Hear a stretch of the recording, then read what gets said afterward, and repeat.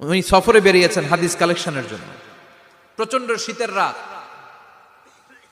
উনি মাগরিবের নামাজ, এশারের নামাজ পড়ে একটা মসজিদে শুয়ে পড়লেন, আর শুয়ে শুয়ে হাদিস পড়তেছেন। কি পড়তেছেন? কথা বলেন। আর মনে মনে ভাবলেন রাতটা মসজিদে কাটায় দেই, ফজরের নামাজ পড়ে আবার বেরোবো। কিন্তু দারোয়ান এসে বলে মসজিদে থাকতে পারবেন না, ওঠেন। দারোয়ান আছে না? কথা কন।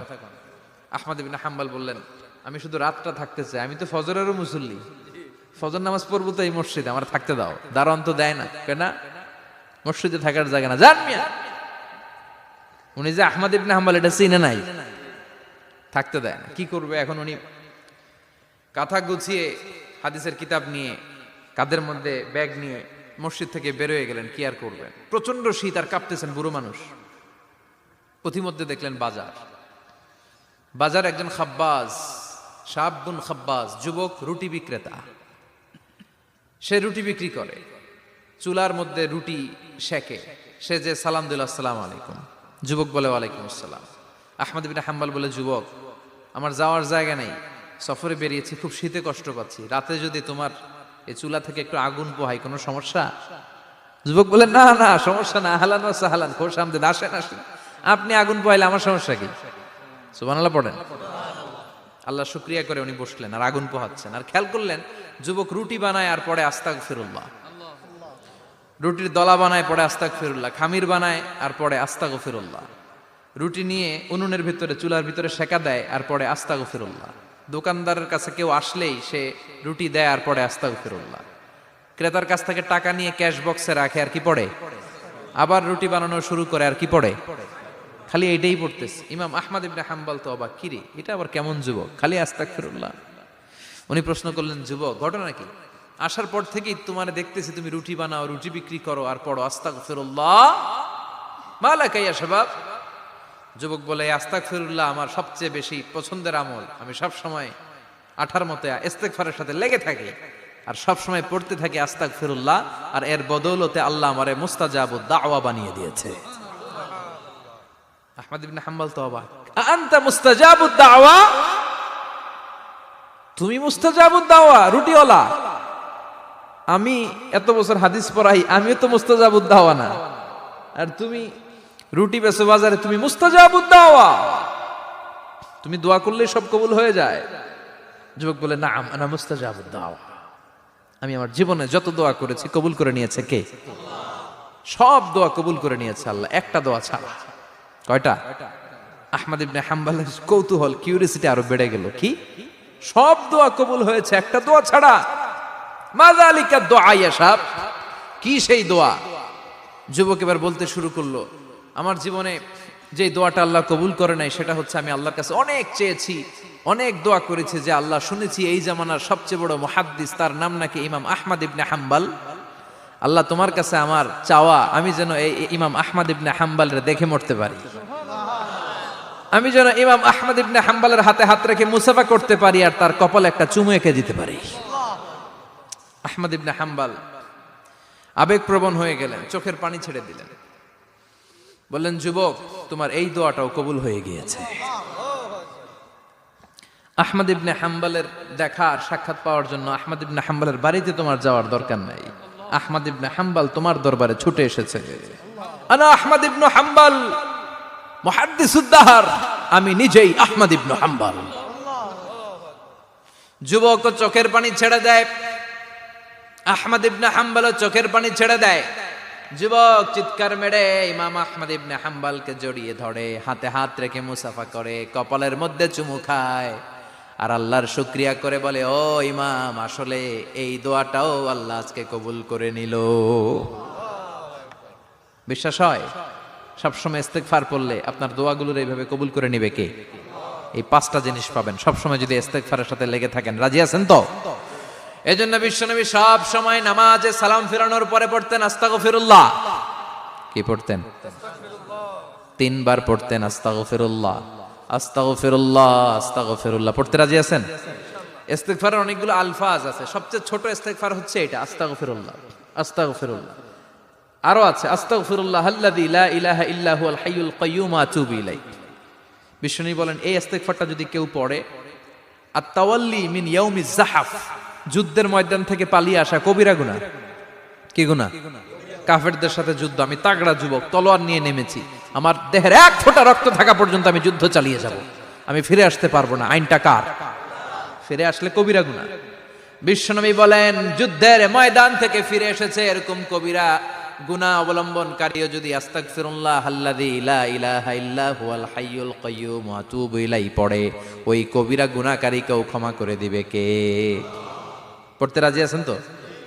আবার সাইয়েদনা আবু বকর বললেন, ইয়া রাসূলুল্লাহ আল্লিমনি দুআআন আদউ বিহি ফি সালাতি, এমন দোয়া আপনি আমারে শিক্ষা দেন যেই দোয়াটা আমি নামাজে পড়তে পারি।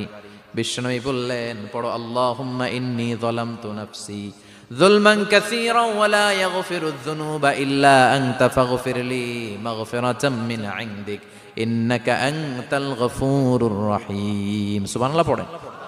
এটাও ইস্তেগফার। আমরা এটার বলে দোয়া মাসুরা, সালাম ফেরানোর আগে পড়ি না? যেখানেই ক্ষমা চাওয়ার কথা আছে ওইটারই কি বলে?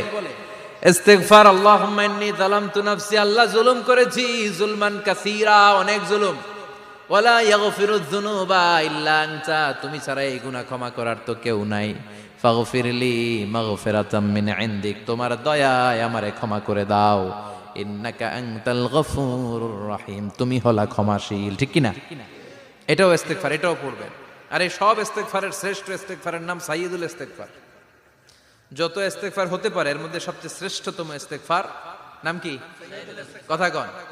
বুখারীর বর্ণনা, শাদ্দাদ ইবনে আউস রাদিয়াল্লাহু তাআলা আনহু বর্ণনা করেন, এই সাইয়্যিদুল ইস্তেগফার দিনের বেলা যে পড়বে ওই দিনে মারা গেলে সে জান্নাতি। এই সাইয়্যিদুল ইস্তেগফার রাতের বেলা যে পড়বে ওই রাতে যদি ইন্তেকাল হয় ওই লোকটা জান্নাতি। মুখস্থ আছে না? কার কার মুখস্থ হাত তুলেন। মাশাআল্লাহ, তাবারাকাল্লাহ, মাশাআল্লাহ, মাশাআল্লাহ। আর যাদের নাই তাদের হোমওয়ার্ক, তাদের আল্লাহুম্মা আনতা রাব্বি লা ইলাহা ইল্লা আনতা খালাকতানি ওয়া আনা আবদুক ওয়া আনা আলা আহদিকা ওয়া ওয়া'দিকা মাস্তাতা'তু আউযু বিকা মিন শাররি মা সানা'তু আবুউ লাকা বিনি'মাতিকা আলাইয়া ওয়া আবুউ লাকা বিযামবি ফাগফিরলি ফাইন্নাহু লা ইয়াগফিরুয যুনুবা ইল্লা আনতা। সুবহানাল্লাহ পড়েন। আজকে রাতে পড়ছেন, মারা গেলে জান্নাতি। চিল্লায় পড়েন আল্লাহু আকবার।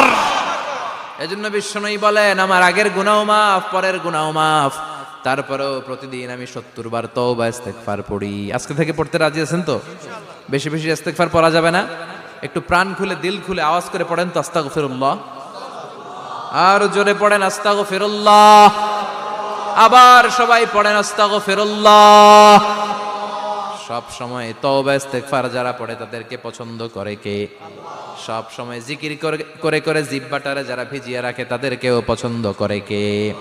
আল্লাহ বলেন ওয়াজকুর রাব্বাকা ফি নাফসিকা তাদাররুআন ওয়া খীফাতান ওয়া দুনাল জাহরি মিনাল কওলি বিল গুদুবি ওয়াল আসাল ওয়া লা তাকুম মিনাল গাফিলিন। সুবহানাল্লাহ পড়েন। আল্লাহ বলেন ওয়াজকুর রাব্বাকা ফি নাফসিক, আল্লাহরে মনে মনে ডাকো, তাদাররুআন ওয়া খীফা, আল্লাহর জিকির করতে আল্লাহ বলেছেন ফি নাফসিক। বুঝতেছেন না অর্থ? ফি নাফসিকা, মনে মনে আল্লাহর জিকিরটা করো।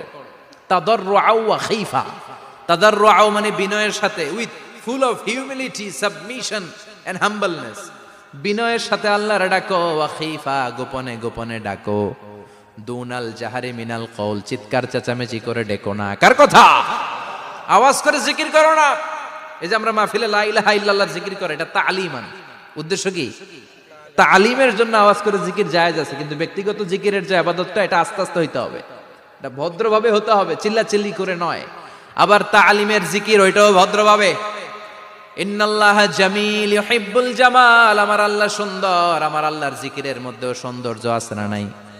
কিন্তু এদেশে জিকিরের ভেতরে লাফালাফি আছে না নাই? বেশি না কম? কি বসেন বসেন, হ্যাঁ বসে যান তো, অনেক ধরনের আছে জিকির।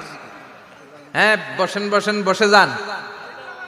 হ্যাঁ হাইবার আলী, এটা কি আবার জালালি? তো এই যে ইন্নাল্লাহা জামিল ইউহিব্বুল জামাল, আমার আল্লাহ সুন্দর, আমার আল্লাহর জিকিরের মধ্যেও সৌন্দর্য আছে না নাই? তালিমের উদ্দেশ্যে সবাই মিলে জিকির করা যায়, কিন্তু চিল্লাফাল্লা করা যাবে না, লাফালাফি করা যাবে না, মাথা ডানে বায়ে ঝোলানো যাবে না, ঠিক কিনা? কিন্তু লাফালাফির জিকির আছে না নাই? লাফাইতে লাফাইতে, হ্যাঁ, গাছের আগায় বাঁশের আগায়। আবার যিনি জিকির পরিচালনা করে ওনার কান্দে যাই ওঠে, আছে না নাই? বিশ্বনবী সাহাবীদের নিয়ে জিকির করছেন, সাহাবারা লাফাতে লাফাতে খেজুর গাছের আগায়, হাদিসে আছে না এটা? বিশ্বনবী সাহাবাদেরকে নিয়ে জিকির করছেন, লাফাতে লাফাতে আবু বকর বিশ্বনবীর কান্দের উপরে, আছে হাদিসে আছে। এটা জিকির নয়। কি সুন্দর দেখেন, ইসলাম বোঝা কত সহজ। ওয়াজকুর রাব্বাকা ফি নাফসিকা তাদাররুআ ওয়া খাইফা, গোপনে জিকির করো, ভদ্রতার সাথে বিনয়ের সাথে জিকির করো। ওয়ালা তাকুম মিনাল গাফিলিন দুনাল জাহারি মিনাল কওল, চিৎকার চেঁচামেচি করে জিকির করো না। যারা চিকফাল দিয়ে হই হই হই হই করে, আছে না? হই হই হই হই হই হইয়ের ভিতরে আল্লাহর নাম আছে, হ্যাঁ? এই যে হুই হাই হুই হাই, এই স্টাইলের যে জিকির, এটার ভিতরে আমার আল্লাহর নাম আছে? আল্লাহর নাম যদি না থাকে ওইটা জিকির হবে? কথা বলেন। বিষ্ণু বললেন, খবরদার, চিৎকার চেঁচামেচি করে লাফালাফি করে যারা জিকির করে এরা মনে করে আল্লাহ কানে শোনে না। কথা বলেন। আপনি গোপনেও আল্লাহর ডাকলে আপনার ডাকে সাড়া দিবে কে? এজন্য রাব্বুল আলামিন বলেন, ফাযকুরুনি আযকুরকুম ওয়াশকুরুলি ওয়ালা তাকফুরুন। বান্দা আমার জিকির তোমরা করো, আমিও তোমাদের জিকির করব, ঠিক কি না? আমরা যদি আল্লাহর জিকির করি, আমাদের জিকির করে কে? সুবহানাল্লাহ কইবেন না? আমরা আল্লাহর জিকির করে, আল্লাহ নাকি আমাদের জিকির করে, জানো তো না কথা এটা। আবার হাদিসে কুদসিতে আল্লাহ বলেন, ফাইন যাকারানি ফি নাফসি যাকারতুহু ফি নাফসি। আমার বান্দা যদি একা একা আমার জিকির করে, আমি আমার বান্দারে একা একা স্মরণ করি। ওয়া ইন যাকারানি ফি মালাইন যাকারতুহু ফি মালাইন খায়রিম মিনহু। এরকম মহা সম্মেলন করে যদি কেউ আমি আল্লাহর জিকির করে, আমি এর চেয়েও বড় মহা সম্মেলন ফেরেশতাদেরকে নিয়ে করে আমার বান্দারে স্মরণ করি। ওয়া ইন তাকাররাবা ইলাইয়া শিবরান তাকাররাবতু ইলাইহি যিরাআন। আমার বান্দা যদি আমার দিকে এক বিঘত আসতে চায়, আমি আমার বান্দার দিকে এক হাত এগিয়ে যাই। আমার বান্দা যদি আমার দিকে এক হাত আসতে চায়, আমি আমার বান্দার দিকে দুই হাত যাই। ওয়া ইন আতানি ইয়ামশি আতাইতুহু হারওয়ালা। আমার বান্দা যদি আমার দিকে হেঁটে হেঁটে আসতে চায়, আমি আমার বান্দার দিকে দৌড়ে দৌড়ে যাই। সুবহানাল্লাহ পড়েন। এজন্য বিশ্বনবী বলেন, লা ইয়াজালু লিসানুকা রাতবাম মিন যিকরিল্লাহ। আল্লাহর জিকির দিয়ে জিহ্বাটারে ভিজিয়ে রাখবা। কার কথা? চিল্লায় বলেন, কার কথা? সবসময় আল্লাহর জিকির করতে রাজি আছেন তো? সবচেয়ে শ্রেষ্ঠ জিকির বিশ্বনবী বললেন, আফদালু যিকরি লা ইলাহা লা ইলাহা লা ইলাহা ইল্লাল্লাহু মুহাম্মাদুর রাসূলুল্লাহ সাল্লাল্লাহু। সবচাইতে শ্রেষ্ঠ জিকির লা ইলাহা। এর চেয়ে শ্রেষ্ঠ জিকির আছে? কথা বলেন। বিশ্বনবী বললেন, মান ক্বালা লা ইলাহা ইল্লাল্লাহ সিদকান মিন কলবিহি। একনিষ্ঠতার সাথে অন্তর থেকে কেউ যদি জীবনে একবার বলে লা ইলাহা ইল্লাল্লাহ, দাখালাল জান্নাহ। তার যদি পাপ থাকে, অন্যায় থাকে, ওই পাপ আর অন্যায়ের শাস্তিগুলার পরে কোনো না কোনো দিন আমার ওই বান্দা জান্নাতে ঢুকবে। একবার যদি খালিসান মিন কলবিহি সে পড়ে লা ইলাহা ইল্লাল্লাহ, তার জন্য জান্নাতকে অবধারিত করে দিয়েছে কে? আবার এটার নাম আল্লাহ দিয়েছে কালিমায়ে। কথা বলেন। দরাবাল্লাহু মাসালান কালিমাতান তাইয়িবাতান কাশাজারাতিন তাইয়িবাতিন আসলুহা সাবিতুন ওয়া ফারউহা ফিস সামা। সুবহানাল্লাহ। পবিত্র বাণী এটা কালিমায়ে তাইয়িবা। আবু সাঈদ আল খুদরি থেকে বর্ণিত, মুস্তাদরাকে হাকিম আর সহিহ ইবনে হিব্বানে এসেছে। বিশ্বনবী বলেন, মুসা আলাইহিস সালাম আল্লাহর একবার প্রশ্ন করলেন, ইয়া রাব আল্লিমনি দুআআন আদউ বিহি। আপনি আমার এমন একটা জিকির শিক্ষা দেন যেই জিকির দিয়ে আমি শুধু আপনার জিকির করব, কেউ এই জিকির করতে পারবে না। এই জিকির জানবো শুধু আমি, আর জানবেন। কথা কোন? প্রশ্ন করছে কে? হ্যাঁ, কাকে করেছে? আল্লাহ এমন একটা জিকির শিখান যেই জিকির কেউ জানে না, আমি জানবো, আর ওই জিকির দিয়ে প্রাণ ভরে আপনারে ডাকবো। আল্লাহ বললেন, মুসা পড়ো লা ইলাহা লা ইলাহা ইল্লাল্লাহু মুহাম্মাদুর রাসূলুল্লাহ। মুসা আলাইহিস সালাম বললেন, আল্লাহ চাইলাম কি, কইলেন কি? লা ইলাহা তো জাতীয় জিকির, এটা তো আন্তর্জাতিক জিকির, এটা জানে না এমন কেউ নাই। এমনকি হিন্দু ভাইরাও জানে। কথা কন। আল্লাহ আমি তো চাইছিলাম এক্সক্লুসিভ, আমার জন্য স্পেশাল, এর চেয়ে সুন্দর আর কেউ জানবে না। এত সুন্দর একটা জিকির আপনি দিবেন, এটা আমি ডাকবো আপনারে আর আপনি শুনবেন। আল্লাহ বললেন, মুসা এর চেয়ে দামি আমার কাছে নাই। লাউ তাদউ লা ইলাহা ইল্লাল্লাহ ফি কাফা, লা ইলাহা রে যদি মুসা এক পাল্লায় রেখে দাও, ওয়াস সামাওয়াতু সাবউ ওয়াল আরদিন, সাত আকাশ সাত জমিন যদি আরেক পাল্লায় রেখে দাও, লা ইলাহা এক পাল্লায়, সাত আকাশ সাত জমিন আরেক পাল্লায় ওজন যদি দাও, লা রাজাহাত কাফাতু লা ইলাহা ইল্লাল্লাহ, মুসা দেখবা মুহূর্তের মধ্যে লা ইলাহা ইল্লাল্লাহর পাল্লা ভারী হয়ে গেছে। সাত আকাশ সাত জমিন এক পাল্লায়, শুধু লা ইলাহা ইল্লাল্লাহ আরেক পাল্লায়, মুহূর্তে লা ইলাহার পাল্লাটারে ভারী করে দিবে কে? এটা বিপ্লবী বাণী। আমরা এটার ভিক্ষার মধ্যে লাগাইছি। এখন ভিক্ষা করার সময় লা ইলাহা আছে না নাই? একটা টাকা দিয়া যান, আমি গরিব ইনসান আর সমান, একটা টাকা দিয়া যান, আমি গরিব ইনসান, আছে না নাই? জুমার নামাজের সময় ভিক্ষা করে, একটা টাকা দিয়া যান, আর লা ইলাহার জিকির লগে, আছে না নাই? এটা আমরা ভিক্ষার জিকির বানাইছি। এটা তো বিপ্লবী বাণী। এই বাণীর পক্ষে যারা, তারা ন্যায় আর সত্যের পক্ষে চিল্লায় বলেন ঠিক কিনা? এই বাণীতে যারা বিশ্বাস করে, তারা এক আল্লাহর সামনে মাথা নত করে দেয়। গোটা পৃথিবীর কোন শক্তির সামনে ওই মাথা নত হয় না। ঠিক কিনা?